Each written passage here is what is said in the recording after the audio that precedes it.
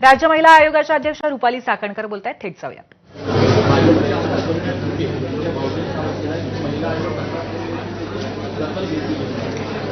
मला बराच वेळ असं वाटतं, आता आम्ही या जिल्ह्यामध्ये आलो तर इथलं जे भरोसा असेल जे महिला केंद्र असतात, तर बऱ्याच लोकांचा असा गैरसमज होतो की हे आयोग आहे. खरं तर त्या तक्रारी त्यांनी स्थानिक पातळीवरती केलेल्या आहेत आणि माझ्या माहितीनुसार, माझ्या आयोगाने दिलेल्या माहितीनुसार परिणय फुकेंच्या संदर्भातली कोणतीही तक्रार आयोगाला नव्हती. पण तरीसुद्धा प्रसारमाध्यमांमधून आम्हाला जो व्हिडिओ प्राप्त झाला गेल्या 4-5 दिवसापूर्वी, त्याच्यावरती सुद्धा आम्ही पत्र लिहून नागपूर आयुक्तांना पाठवलंय आणि पोलीस आयुक्तांना सांगितलंय की या संदर्भामध्ये आपण काय केलंय ते आम्हाला कळवावं. माझ्या आयोग कार्यालयामधूनही संबंधित पीडित महिलेचा जो नंबर होता त्याच्यावरती 4 ते 5 वेळा कॉल केला गेला. त्याच्यामुळे मला असं वाटतंय की ज्या तक्रारी आमच्याकडे आलेल्या नाहीत त्या आम्हाला माहिती असण्याचं कारण नाही. पण म्हणून मला आवर्जून सांगायचं, ज्या तक्रारदारांनी तक्रारी केलेल्या आहेत त्या आपण विभागाकडे करतो तर त्यांचा पाठपुरावा जरूर करा. तुम्हाला न्याय देणं ही आमची जबाबदारी आहे, त्याच्यासाठी आम्ही बांधील आहोत, कटिबद्ध आहोत. हा पाठपुरावा करत असताना जर भरोसा सेलकडून झाला नाही, विधी सेवा प्राधिकरणाकडून झाला नाही, पोलीस विभागाकडून झाला नाही, कौटुंबिक न्यायालय संरक्षण कायद्याच्या माध्यमातून कोर्टातून झाला नाही, तर आयोग तुमच्या पाठीशी आहे. आपण अशी सुनावणी घेतात, परंतु जर तक्रारदाराला त्याचा रिलीफच मिळत असेल, न्याय मिळत असेल, तर अशा सुनावणीचा महिला आयोगाचा उपयोग काय, हा प्रश्न संतप्त महिला. मी पहिल्यांदाच तुमच्याकडे आले, पहिल्यांदाच जनसुनावणी घ्यायला मी तुमच्याकडे आलेले. मी राज्यभरातून विचारलं. मला असं वाटत नाही आमच्याकडे ज्या तक्रारी येतात त्याच्यामध्ये आम्ही त्या तक्रारी ह्या संबंधित आयोगाची कार्यकक्ष ही ठरलेली आहे. म्हणून मी सुरुवातीला आणि परत सांगते, कोणती तक्रार देताना तुम्ही स्थानिक पोलीस स्टेशनला द्यावी.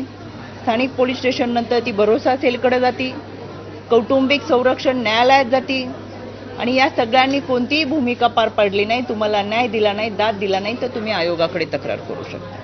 आणि या सगळ्यांचा पाठपुरावा करत असताना ज्या तक्रारी आमच्याकडे येतात त्या तक्रारी आम्ही हा विधी सेवा प्राधिकरण असेल, समुपदेशन केंद्र असेल, या सगळ्यांकडे आम्ही त्या पाठवत असतो. आणि मी वारंवार तुम्हाला हे सांगेल, कुटुंब हा समाजाचा पाया आहे. कोणतीही तक्रार कुटुंबाच्या संदर्भातली आली तर एकदम शेवटची आणि टोकाची भूमिका घेता येत नाही. 3 वेळा काउन्सिलिंग होणं, मग अगदी घटस्फोटाच्या केसमध्ये जरी तुम्ही कोर्टात गेला तरी तुमचं काउन्सिलिंग हे कंपल्सरी व्हावंच लागतं. त्यावेळेस सुद्धा कुटुंबाचं काउन्सिलिंग करून नंतर त्या संबंधित व्यक्तींना परत एकदा विचारलं जातं की अजूनही तुम्हाला तुमच्या निर्णयावरती ठाम आहात का, आजही तुम्हाला घटस्फोट घ्यायचा आहे का. कारण की शेवटी न्याय प्रक्रिया जी आहे ती कुटुंब एकत्र करण्यावरती भर देत असते. कोणतंही कुटुंब तोडणं हे काम नाही, जोडणं हे काम आहे. त्याच्यामुळे सातत्याने ते काउन्सिलिंग करणं, कदाचित पहिल्या काउन्सिलिंगमध्ये नसेल, दुसऱ्या काउन्सिलिंगमध्ये नसेल, पण कधी 3ऱ्या काउन्सिलिंगमध्ये गैरसमज दूर होतात आणि कुटुंब एकत्र येतात. अशा जवळजवळ 90% केसेस आमच्याकडे आहेत की आम्ही कुटुंबाच्या माध्यमातून, संवादाच्या माध्यमातून एकत्र आणण्याचा प्रयत्न करतो. मला आज ही खात्री आहे, जिथं आम्ही या जनसुनावणीला जातो तिथे आमच्याकडे ह्या केसेस सॉल्व्ह झालेला आमच्या संबंधित विभागाकडून जेव्हा येतात तेव्हा आम्ही त्यांचा सन्मान करत असतो, सत्कार करत असतो, यासाठी की हे उदाहरण आदर्श इतरांना ठरेल. महिला आयोगाच्या अनेक जागा देखील रिक्त आहेत, जागा पण भरलेल्या नाही आहेत, त्याच्यामुळे पण ताण येतोय आणि तो न्याय निवाडा तुम्हाला अपेक्षा आहे तो होत नाही. आमच्याकडे 35 जागा आहेत, त्याच्यापैकी 17 जागा ह्या आमच्या त्या जागेवरती नियुक्ती झालेल्या आहेत. इतर ज्या जागा आहेत त्याच्यामध्ये आमच्याकडे आउटसोर्समधून ती जागा भरलेली आहे. त्याच्यामुळे ती सविस्तर माहिती आहे, मी ती तुम्हाला देते. मला असं वाटतं की तक्रारदार सगळीकडेच असतात. आजचा जनसुनावणीचा विषय फार महत्त्वाचा आहे, त्याच्यामुळे आता आम्हाला कामकाजाला सुरुवात करण्यासाठी आपण जरा सवलत द्यावी.